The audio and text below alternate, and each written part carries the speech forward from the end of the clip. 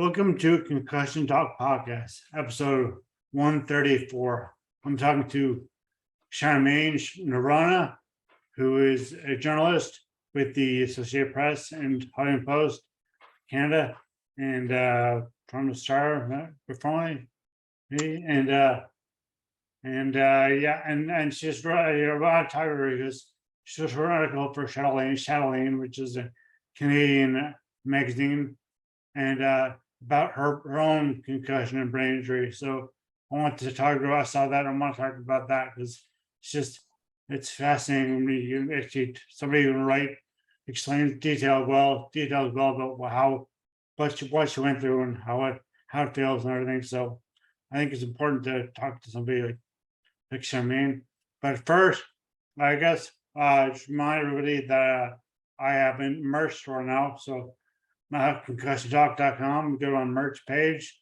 You can go to Podchaser, my page on Podchaser, which eventually will have a merch page.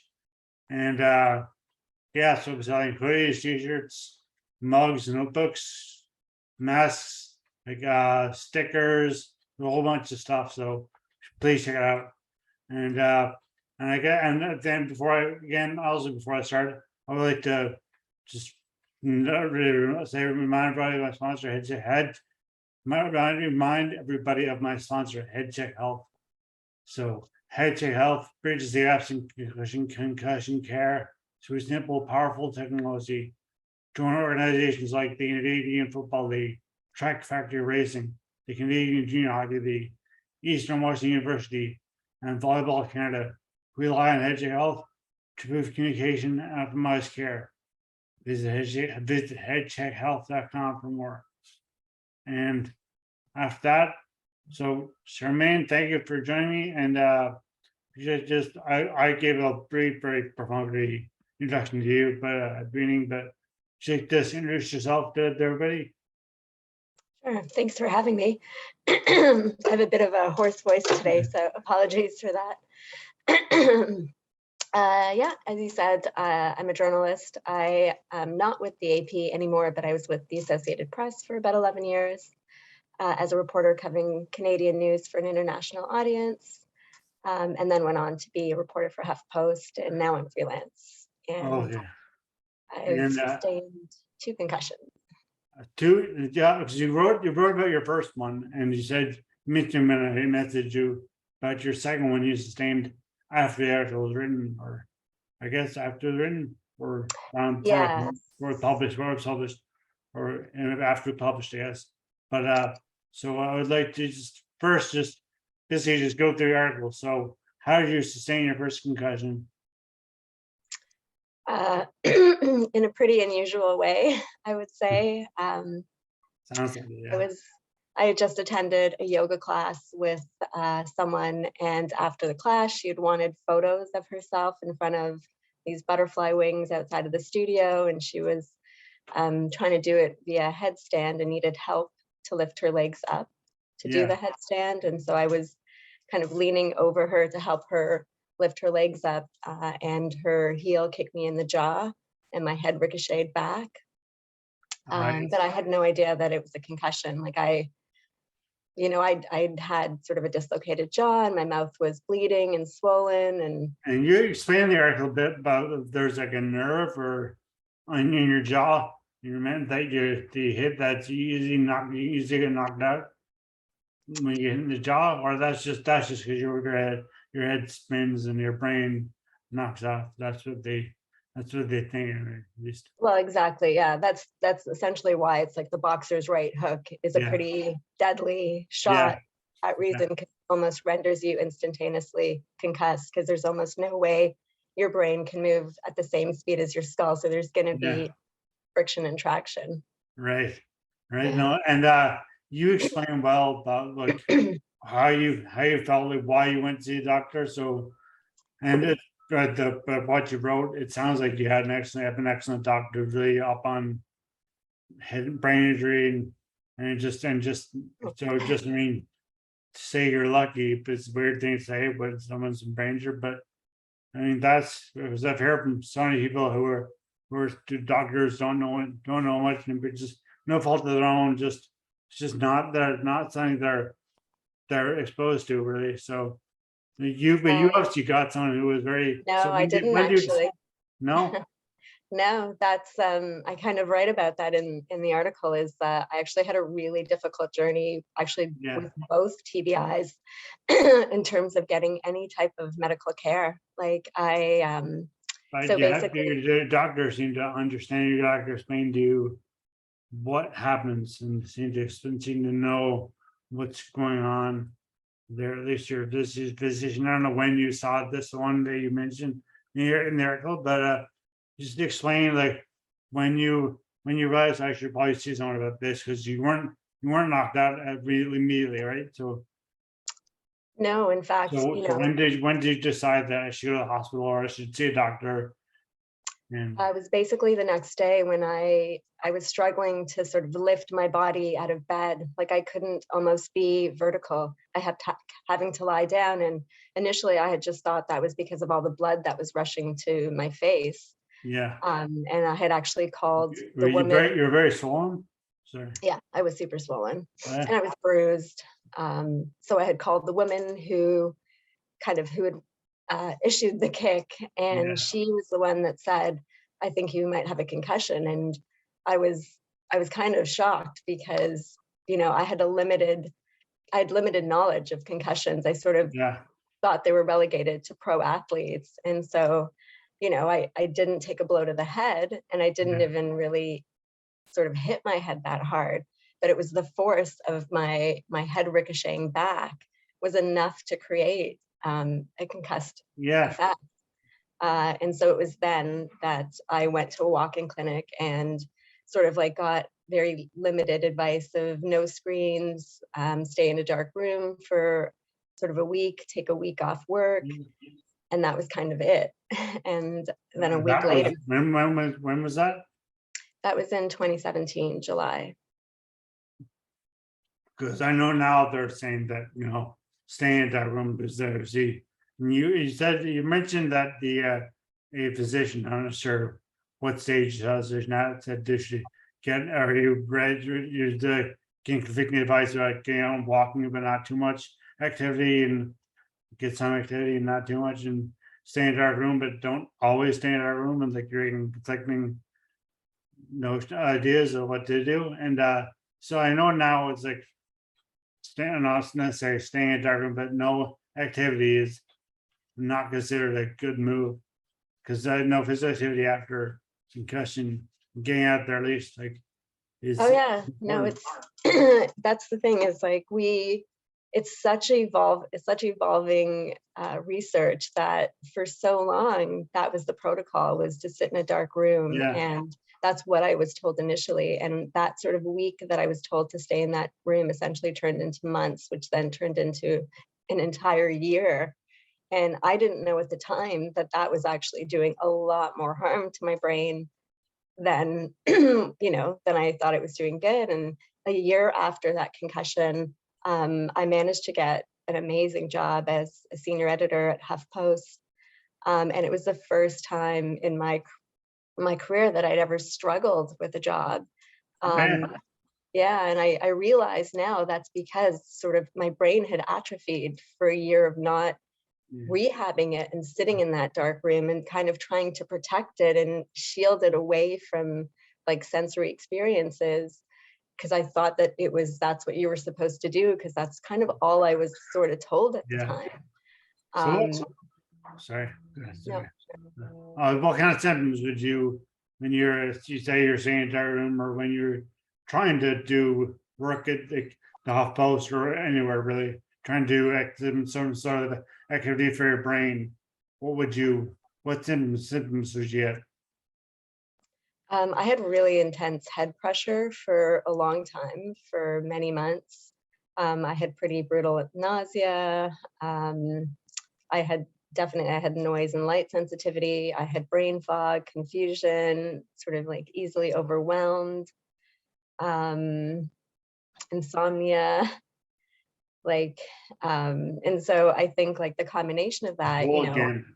yeah, the whole gamut. So that sort of umbrella of symptoms makes it really difficult to look at a screen, to Yeah. spend, you know, a concentrated amount of time trying to get a story done. And like you kind of you're just, your brain is kind of spinning all the time, it feels like. And It feels like, I know, because I didn't have a concussion, I had a more severe brain injury, but it feels like all my symptoms kind of came on right after I woke up in my coma.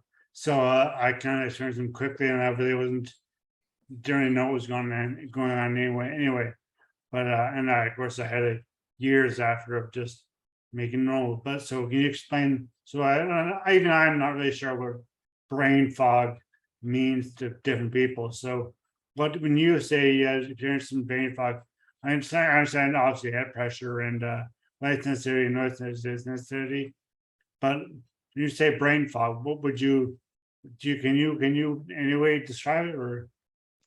yeah, I mean, you know, I spent the majority of my adult life as a journalist, Yeah, and, you know, I kind of felt like I was like, you know, fairly sharp and sort of could quickly process information, and, you know, could quickly articulate ideas and questions. And then post TBI, you feel like you're constantly living in this world of like haze, where I didn't feel sharp anymore, and it felt like just your thinking was kind of weighed down.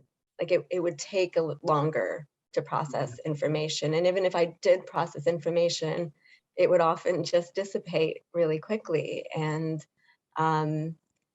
yeah, there's a lack of sharpness that you feel to your thinking. I think for me, that's what brain fog felt like. It's sort of being under a haze of yeah, thinking, almost like you're kind of having to wade through, you know. And I feel that way sort of even physically post this TBI, where, you know, like I was almost an athlete before, in the sense that I worked out a lot. I was a dancer, I did yoga. And now with this second TBI, my body also feels like it's in a fog, like it's just kind of stuck, like there's no flow anymore to everything. So I want to actually ask you very second too. Before I do that, just you wrote the article and you mentioned a lot of stuff about like Brain Injury Canada, and you've done a lot of the lot of the research or stats and on all the other symptoms and science that concussion, brain injury and concussion. But so did you contact Brain Injury Canada first? Did they contact you, or did you write your article? Decide I'm gonna write the article first, or did you say, did you go through all this and then thought, I should all right, I know all this stuff now, right? Just write down what I know. Or did you say, sit down, sit aside, I will write an article now, and I will contact Range Canada, and I will contact all these other groups. um I mean, for me, it was more just that it was such an eye-opening experience for me to go through this. And then, you know, as many people who sustain significant concussions, you can feel like you're in this sort of bubble of isolation, because you have to isolate to a large degree. You know, Yeah, you can't handle stimulus, and you are overwhelmed by conversation even. And so I think I was just, it opened up a world to me in a lot of ways. Like, I remember writing a feature on the Canadian healthcare system in comparison to the American healthcare system when I was at the AP, and sort of, you know, praising public healthcare, and then going through this experience and realizing how many holes are in our healthcare system, especially for TBI survivors. Like, it's actually mind blowing to me that, you know, like I think that there's so many people who fall through the cracks, yeah, and it's so easy to do that because you're dealing with a compromised brain, and you're having to navigate this world of like neurologists still telling you that they don't know enough about the brain, and sort of no guiding force. And you know, you see your GP, who, you know, my GP right now is lovely, but is apologetic that she just doesn't know enough about yeah, concussions. And so you're sort of like in this world of like a crazy navigation. yeah, And so I just felt like there needs to be more awareness out there, because yeah.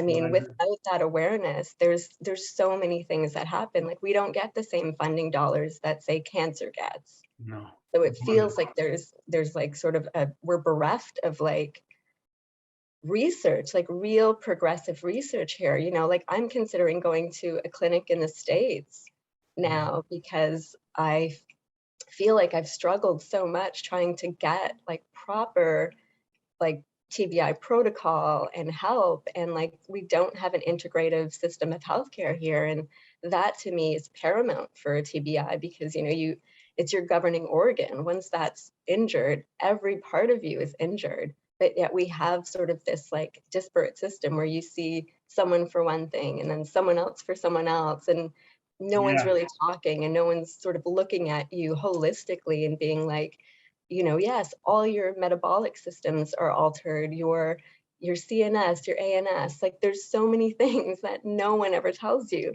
that you have to, or that I had to like figure out, I had to research, I had to like learn about my brain and my body and all these systems that, you know, we're so lucky, you know, brain injury in a way that you don't know everything that the brain does because it does it autonomically. And you know, and then all of a sudden your brain is injured and you struggle with so many little things that you're like, whoa, it's as brutal as it is, it's also like fascinating because it's this like window into just all the all the like millions of day-to-day things your brain does. No, it's fascinating because I mean, as you knowing how important the brain is, like basically human biology 101. And when it comes to like, I don't know, I'm gonna say medical, but like medical community, it's just taught these in sections like you do osteo, you do neurology, you do geriatrics. It's all separate. It's all like an internal medicine. You do it all separately.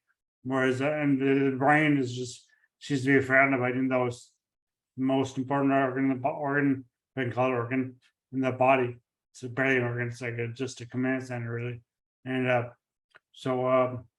yeah, I mean, it's just amazing that like there's not more awareness and there's not more just importance put on place on brain and prevent, not necessarily preventing head injuries, preventing the long-term effects or even the acute effects of it.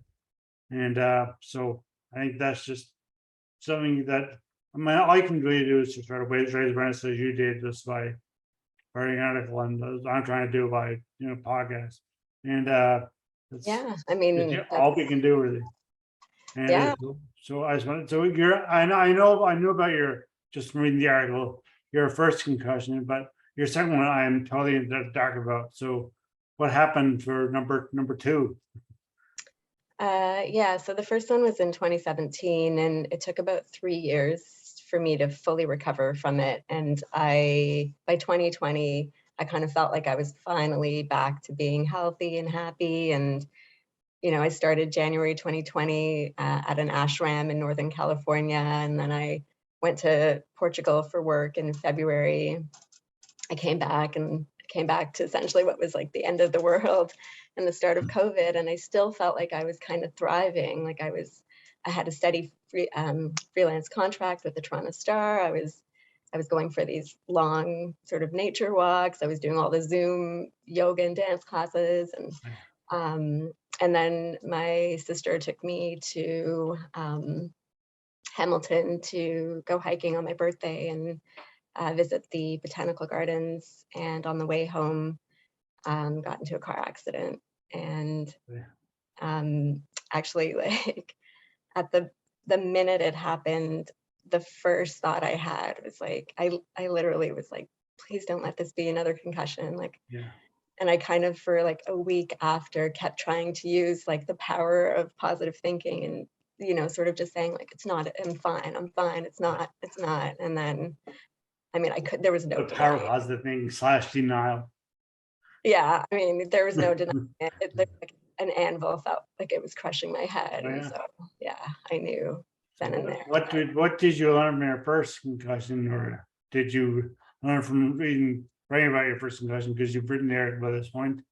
So what did you learn that, or did you read there by this point?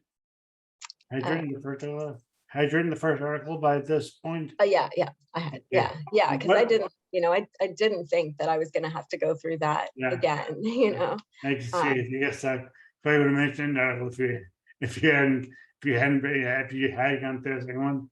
But yeah. So what did you learn from your first experience that really had kind of helped you or just guided you in this? well, I knew first, like the first thing that I wasn't gonna do was sit in a dark room for any extended period of time. Like I Yeah. did need to for the first, I mean, almost the first week or the first couple of days, because I did have pretty brutal head pressure and migraines.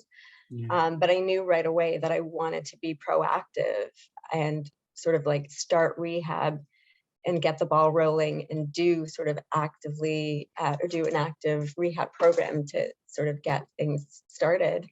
Um, and so that was kind of difficult because I had to go online, I had to use my phone, and I actually think that I may have worsened my condition to some degree by sort of using all my faculties almost immediately.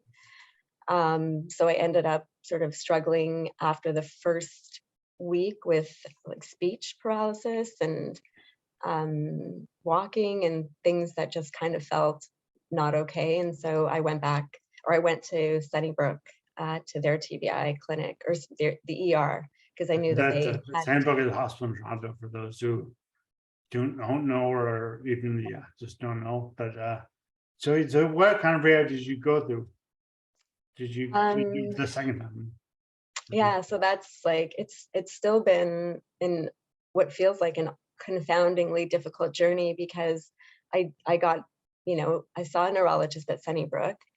um, he basically said sort of like, don't focus on your symptoms and, just try to live your life. And that was kind of it for the most part. And so I kind of felt lost and I was like, okay, like I can't actually not focus on my symptoms or live my life because my symptoms were so significant. So I kind of Googled again concussion clinics, and I started seeing a woman um, who kind of did some sort of alternative therapies in some ways. Okay. But then I actually, about a month after my car accident, I went through another kind of crazy health condition called topical steroid withdrawal. Okay. I can understand by what you're saying by the name of the withdrawals, what it is, but it's just so you take some cream to treat something like Yeah, exactly. yeah. So yeah. Yeah, but I didn't know what was going on. Like I started getting all these like super bizarre symptoms, and so that kind of took me off a little Wow. bit in terms of like really going full force with my TBI rehab, because I kind of like I had to go through a battery of tests and figure out what was going on with me with that other condition, and that one had taken almost 9 months to recover from. Um, and so while recovering from that, I was trying to do my TBI stuff. And so my rehab really kind of feels like it started maybe almost a year later in full force.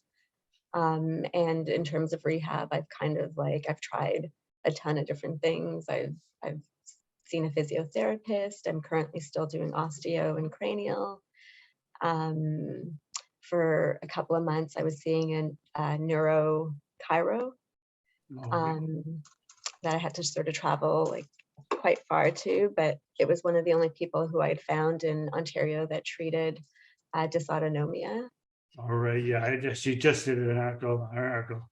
Uh, the 2 episodes ago, so episode 132, the first video of this, not seasons, but like basically, I mean, to stuff, but with Lauren Zayas and Janet Tucker, they did a whole hour-long thing about our session of podcast about dysautonomia, and they've written several articles. So I was just checking them out. So Lauren Zayas and Janet Tucker, they're both in the States, both DPDs, so Doctor of Physical Therapy.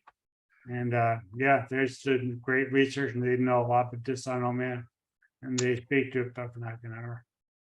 Yeah, that's a huge, I feel like personally a huge area of like TBI rehab and research that is missing, because now that I'm kind of learning more and more, I do feel like a lot of our issues are nervous system based and ANS based, and there doesn't seem to be, unless I'm just not aware of it, but like fully targeted treatments to rehab your nervous system sort of out of fight or flight, that is more than just sort of meditation and, Yeah, a lot of like the vagus nerve stimulation treatments. Like I do feel like that's a huge component that we're dealing with. But every time I talk to a provider here and I say dysautonomia, I always get like, what do you mean by that? What do you mean by that? yeah, Like, and it's either, look it up.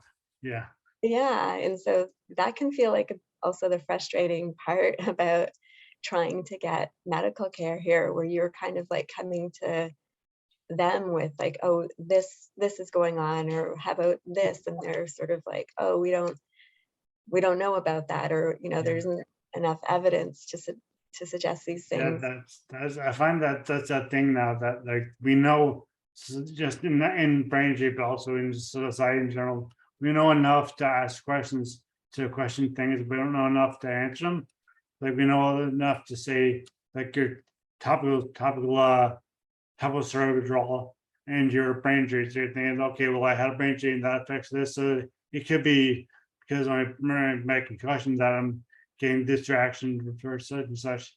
But you don't know enough to say that, oh no, this type of reaction is only for topical steroid withdrawal, or this type of reaction is only because of this. You can't, we can't define what the brain is so complicated that you can't, just impossible ways to do it. So Well, yeah, but and that's the other thing is like I did think that, and it's yeah, through this whole journey, it has been a lot of like me figuring these things out, and to me it made sense. Like as soon as your brain is injured, your nervous system switches into fight or flight, and it just stays there because nothing is sort of telling it you're out of danger, because all of a sudden now you have all these misalignments and you have all these things that are keeping your brain thinking that it's in danger. So if that's going on, you're gonna have cortisol, kind of coursing through yeah, your body if you're in fight or flight. And because I hadn't actually been using any creams I recently, know. this kind of came out of nowhere.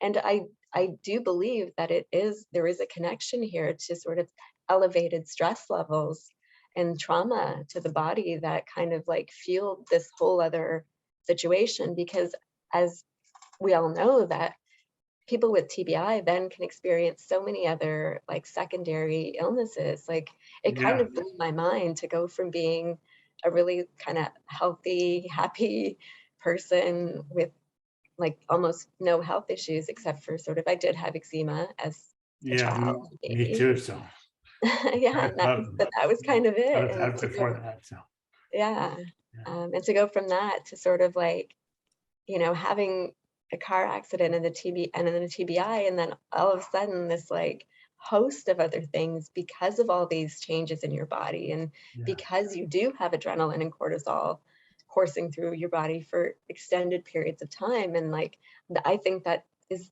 definitely why people do develop dysautonomia, because then of a sudden, if your nervous system never really gets to access rest and digest, then it's your heart rate is going to be elevated and you're going to lose heart rate variability. And there's so many secondary things that happen. And definitely. I mean, so this dysautonomia thing. So if anyone wants to know more about dysautonomia, seriously look up Lauren Zikes and Jenna Tucker, and whether it's this podcast or just the articles they're written, or they're presenting at the American Congress for Rehabilitative Medicine in Chicago in November. So if, I know I'm not sure, they're sure you got to pay a lot to get in that. I'm not sure, but I don't know, but that's a definitely they know a lot about it. So definitely look up them. And yeah, so I mean, so what's next for Charmaine in terms of, let's say, in terms of your work,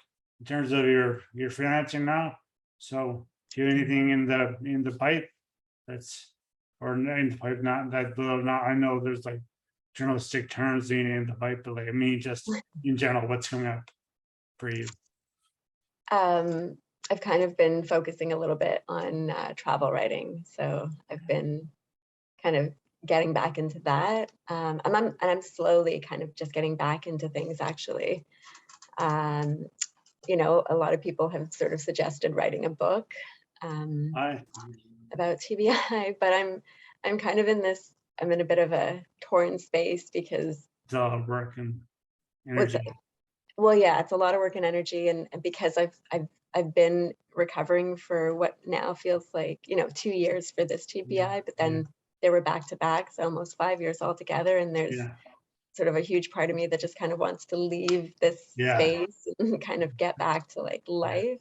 I totally. Um, but then I'm conflicted because I do feel like this space does need, a lot more awareness and assistance. And yeah, I do. I really feel for TBI survivors who do really struggle with recovery. And so I'm like torn between wanting to help in that regard, but also wanting to just like almost peace out and Yeah, live you on a have to beach. hear yourself too. So What's that? yeah, yeah, you have to take care of yourself too. So I mean, and sometimes it's good to, I know, like, I mean, my range I took, they obviously took a long time to recover.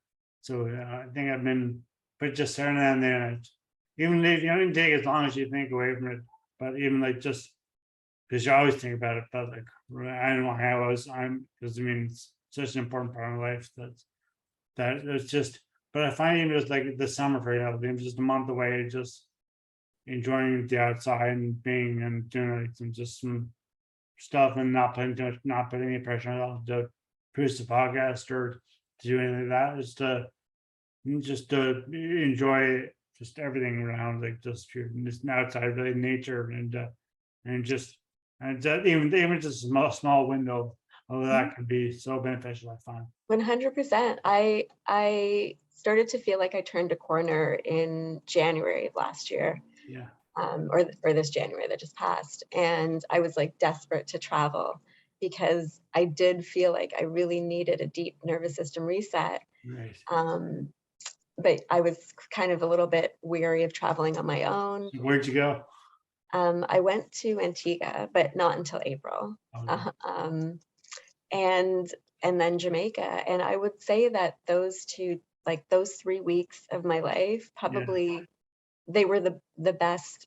It was the first time in 2.5 years that I slept and yeah, that I felt like almost normal and that I wasn't highly symptomatic and sort of had forgotten that I almost had a TBI. yeah. And yeah, it was hugely beneficial. Like I didn't want to come back because I was like, normalcy feels like such a drug when you're Yeah, suffering from a TBI. And so, yeah, it felt like bliss, and it kind of made me value travel in a different kind of way because I'd been someone who yeah, loved travel for its exploration and education and sort of immersing yourself in different worlds and getting to learn about people and places. And yeah, this kind of like was a lot more different because I kind of just sat on a beach and yeah.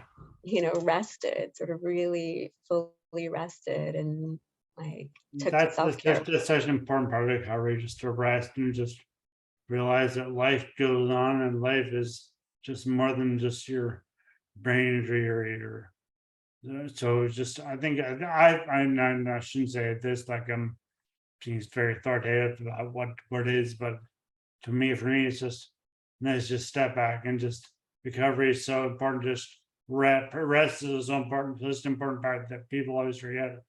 Rest and what changes is rest, kind of like that type of thing changes a good addition to rest. Rest, yes, also a change, like just he said he went to Antigua and Jamaica. Yeah, and it's not even just rest, like it's actually joy too. Like Yeah, I think, like if you're going through a difficult TBI recovery, you can really you can get stuck in the darkness, right? You can sort of just like what I felt like you can crumble. I crumbled under the darkness, and you sit there for so long because of so many different reasons sometimes, just mainly because you're so symptomatic, and you kind of forget how important joy is in Yeah, your recovery. And that is like the real nervous system reset. You know, it's not necessarily going to all these appointments. It's sort of like being able to access joy, because joy essentially are the, you know, it's the dopamine, it's the serotonin, it's all the things that we're kind of desperately lacking. And connection, like those are the things that actually stimulate the vagus nerve significantly as well, and they can feel difficult to access when you're so deep in symptoms and recovery. But I feel like those little windows, you know, when you get to, um, are everything. this is so interesting to even bring up that, because actually my next podcast, so next week I'll be talking to Richard Tedeschi, who and he and Lawrence Cullen started this, we found out defined the term post-traumatic growth. And a lot of this talk about a lot of it built out of 5 stages of post-traumatic growth, and relationships, like you said, connection, and just finding just there's joy, new meaning to life that people find after some book can find after after traumatic events such as well, I don't say it's a branch, but yeah, any traumatic event.